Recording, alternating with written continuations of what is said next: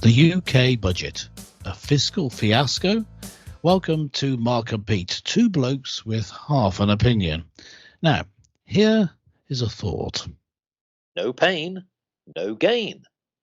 When a government advises the need for more tax rises because the country's debt continues to rocket, it brings many surprises, and from all sizes, as it painfully hits your pocket. Yes, well, we're all struggling and definitely feeling the pinch from the budget. Chancellor Rachel Reeves has just delivered the Labour's first budget since 2010. Well, we're all reflecting on glory days of the past, but not now. It seems that she has announced tax rises worth £40 billion. The reason being is to what she says is to do the sensible thing, to build the foundations, to fund the NHS and other public services. Now, Mr. Pete, I'm going to keep my opinions to myself at the moment, but what do you think of this disastrous budget? Well, yes, I see you've kept your thoughts very close to your chest. Yeah. Well, I think well, it's not as bad as it could have been. It's the best I think we could say.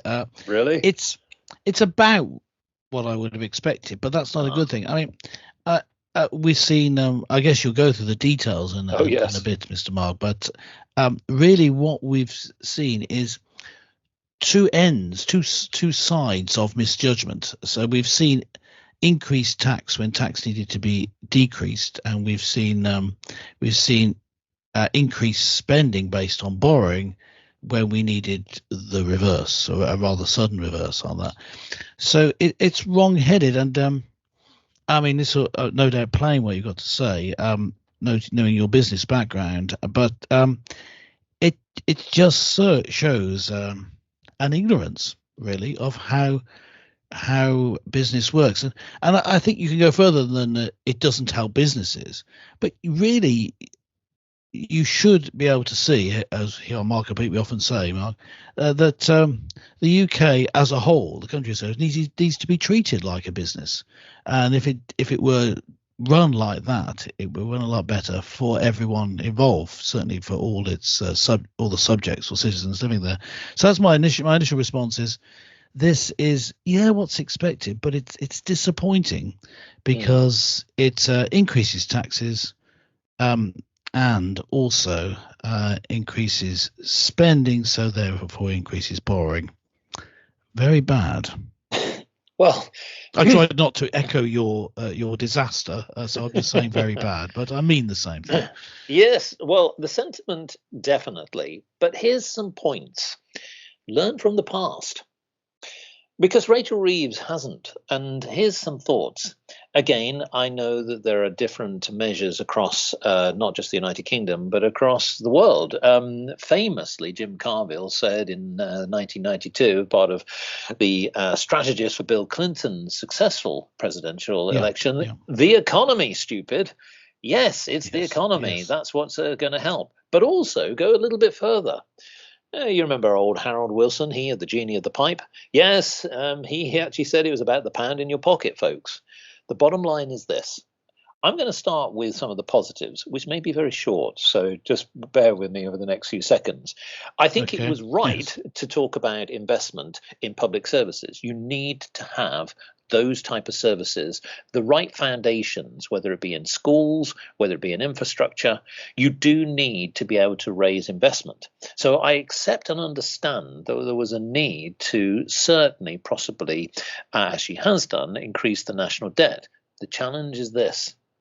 If you constantly just put on to rates of tax, whether it be on national insurance for employers, whether it's on capital gains, whether it's on selling of second home properties, whether it's on certain thresholds of unspent pension pots, tax, etc., whether it's about exemptions when inheriting farmland, whether it's about many other things. We could keep on going. The bottom line is businesses, and let's be honest, remember, it's the economy, stupid. The fact is that what you need to have incentivized programs, initiatives. Most businesses, whether they're small, medium or large, work on that principle. They work short, medium and long term. What I didn't see was those incentives. Now, yes, for sure, many businesses want to ensure that if they're going to invest in a business, in an environment, they need to have the public services there. But they also need to ensure that they can plan and not have to be hindered or with this burden of additional tax. Because what will Yeah. happen is this, and here's my prediction. I think that what will happen is there will be a leveling out of the rest of 2024 and even early 2025, where businesses will try to calculate what it means for their own individual businesses. But when it comes to growth, and this is what a lot of businesses are looking at right now, I don't see whether they've got much maneuvering ground. And so I think that the only other way is to move outside of the United Kingdom, which means, Right. Rachel Reeves, Yes. that means that you will end up with less revenue from those individual companies, small, medium, and large, but also, ironically, from the taxpayer. Why? Yeah. Well, here's the point. A lot of our talent, young talent, those who are in mid-career and even at the end of their career, are looking elsewhere, folks, because they recognize that if they are going to end up having to pay high rates of tax, so if you're a high tax earner, you're having to pay 45% tax rate, then I'm afraid that's not much of an incentive. Well, if you're in America, for example, it's 27, 30 odd percent. It's basically different. Now, somebody might say, hold on, they don't have the NHS. No, they don't. But the No. point being is, there are countries that are looking at how that they bring entrepreneurs through their nation, through their schools, through their education systems, through the training programs, and this is the other thing as well. If I was a business, I would want incentives to put the people through a training program. And I don't see that.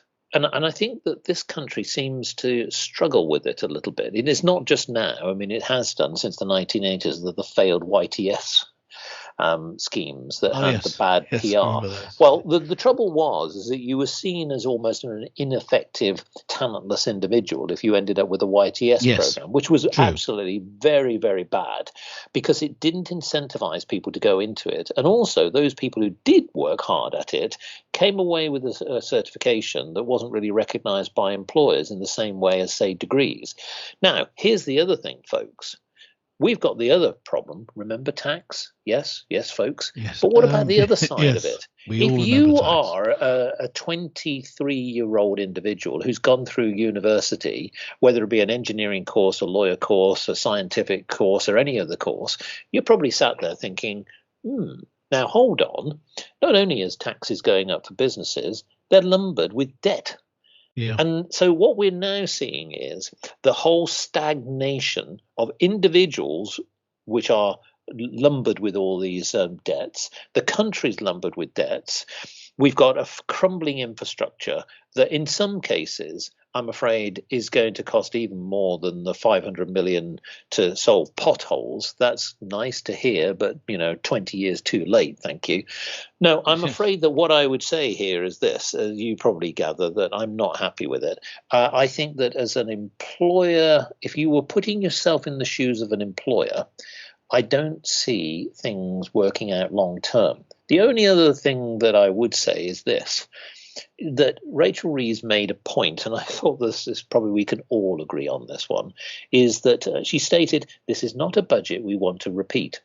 Well, I think we could definitely all agree on that. Yes. However, No more, please. here's the other thing, and this is the thing is that businesses are used to working on fiscal measures. You set your budget, you work to your budget, you set your targets, and so on. I do agree with that, Rachel Reeves. The problem now is that if this plan, failed plan, albeit a plan, is going to be for the next year, what kind of adjustments are you going to be able to make between now and October 2025? Now, here's the thing. I'm going to predict that they're going to have to probably make some adjustments. Now, ironically, there are some adjustments that could happen beyond her control. I think the Bank of England are probably looking at now thinking, Are we going to be able to cut interest rates or not? I think the likelihood is Yeah. not. Yeah. Now, a lot of Yeah. people were hoping that it would have come down, but again, for the vast majority, that's a problem if you've got certain mortgage rates, if you've got certain Yeah. loans, and so on and so on. Yeah. So I think the environment, if you look at the whole case study, if anybody who had an economic-minded brain would have realized that actually going forward, this doesn't actually incentivize, this doesn't start to sow the seeds for growth. What it does, it plugs in the gaps, the failings of the previous government, but it doesn't set the path to productivity. And that's the bit that I think Yeah. is going to happen. Now, the OBR has said that, yes, there is going to be some growth over the next few years. They say that, or they predict that it's going to be, something like Yes. 1%, maybe 1.5%. But let's be honest, the OBR predictions have been rather poor in recent times, and I wouldn't put too much onus on this. So, in Yes. summary, I think that maybe there does need to be a rethink, but let's see. So, Mr. Pete, Yeah. when you're sitting there, maybe having that extra penny off your pint, so I know there's a positive, Yes. I There's a get positive. Yeah. that, There's always a and positive. you're Yeah. guzzling and drowning your sorrows in that extra Yeah. pint you might have. Yes. Likely. What are Yes. your thoughts in terms of 2025 onwards? Well, this my overall thoughts there. Now you've gone through, gone through all the details there. But just to give an overall impression of it, what we struggled from in this country has been a management of economy from really a left-wing position of trying to control the economy rather than freeing up business. I think you'd agree with that. But also as a country, not understanding that actually the country will work best if it's treated as a business. So, Yes. The profits that would go to a business would go to shareholders, but these, go to the people who live in the country. That you're trying to benefit, and it benefits everyone in the country if the country runs well and efficiently. I'll take one example just to show that.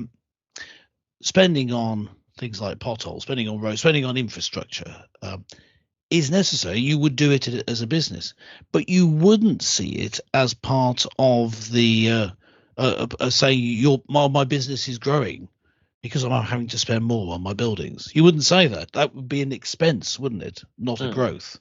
And the problem is that it's seen as a growth because you're employing people. Yes, you're employing people, but you're actually taking money out of the private sector in order to do it, or you're taking tax.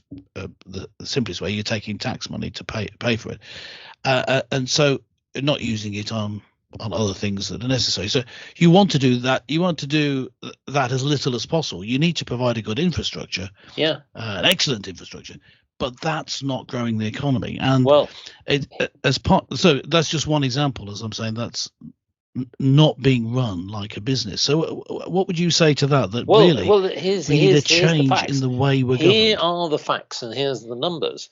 The Institute of Fiscal Studies, which I have a lot more respect for, said that the rise in employer national insurance contributions will affect larger firms hiring people on low wages.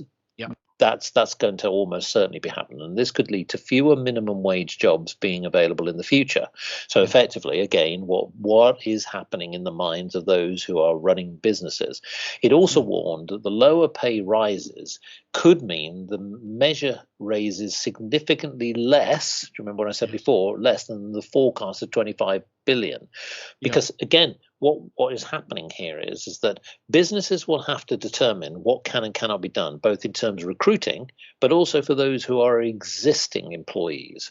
That doesn't mean to say necessarily they're going to get rid of people. There may be some examples of that because of growth, lack of growth, competition from abroad, etc. But it's bad pay rises. And typically, most employees will be looking at their bonuses, they'll be looking at their annual inflation increases, etc. Those are the things that may not come onto the table. That, in turn, causes friction. What it also does is, by pure economics, means that people go elsewhere, or possibly, and when I mean elsewhere, not just another company, another country. And so what he's basically accusing, certainly the the Institute of Fiscal Studies are saying is they're accusing the Chancellor of playing same silly games as previous governments by penciling in implausibly low spending increases for the future in order to make the fiscal arithmetic balance. And that doesn't add up. And that's the point. The point here is, if you look at the UK economic growth forecasts, it's not just about taxing everybody. You have to tax people. You can't have nothing. But what you have to do is you have to look at where the tax goes. And if you are going to do it in a way that ratchets.